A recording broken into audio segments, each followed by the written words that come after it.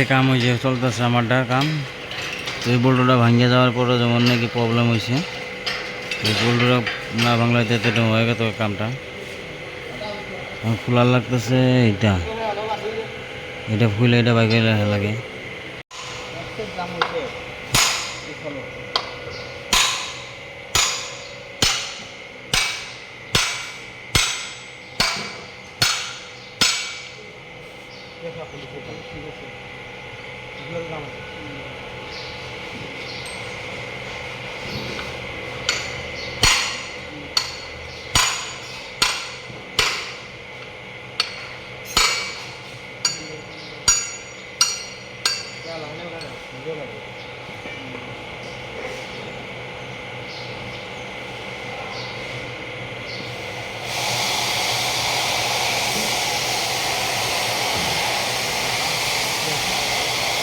একদম কীরকম হয়েছে দেখছো, ওইটা একদম খুব খারাপ হয়ে গেছে। এটা এই সাইডে গিরিজ নাই, ওই সাইডে গিরিজ আছে, তো ওই জন্য কিছু হয় নাই। তো এই সাইডে মানে গিরিজ নাই, একেবারে নাই, ফুইকে গেছে গা।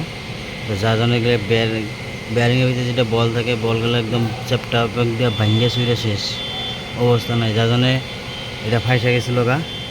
তো এই জন্যে গাড়িটা হাফ ক্লাস হয়ে গেছিলো, গাড়িটা বল দিতে পারে নাই। তো মেন রহস্য হচ্ছে এখানে।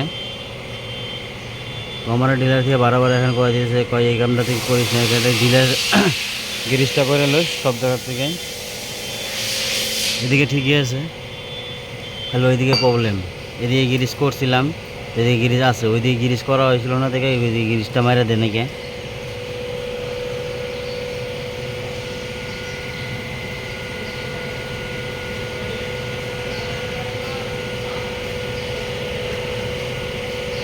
তো ফাইনালি আমার কাম তো অর্ধেক হয়ে গেল, তখন ফিটিং করা বাকি আছে। এই কামটা যেমন নাকি হয়ে গেলে, এটা যেটা জাম আসলে এখন জাম টাম নাই, এখন খালি যেমন এখানে ফিটিং করা বাকি আছে।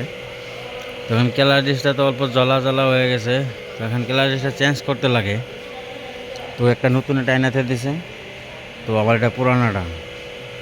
যদি ওয়ারেন্টি যদি পাই না হলে বেকার হুদা ওদিন পুরানা লাগা কী হবে, নতুনই লাগা ভালো। আর যদি ওয়ারেন্টি যদি না পাই তাহলে পুরানটা লাগার লাগবে। তো এখন এটা কথাবার্তা আছে, অফিসে কথাবার্তা আছে, এখন কথাবার্তা ফাইনাল হওয়ার পরে হে আমরা দিব। এখানে বর্তমানে আমার কামটা বন্ধ হয়ে রয়েছে, অল্প দেরি করে হবো আবার কাম আরম্ভ। যদি ফাইনাল হওয়ার পরে কামটা হবো আর আরম্ভ। কীবা ফাইনাল করে, তো মানে আমার মালিকে যেমন ফোন মেরে করলো, যদি ওয়ারেন্টি হয় তাহলে লাগায় নি, আর যদি না হয় তাহলে বেকার হতো, তাহলে পুরানটা লাগায় নি।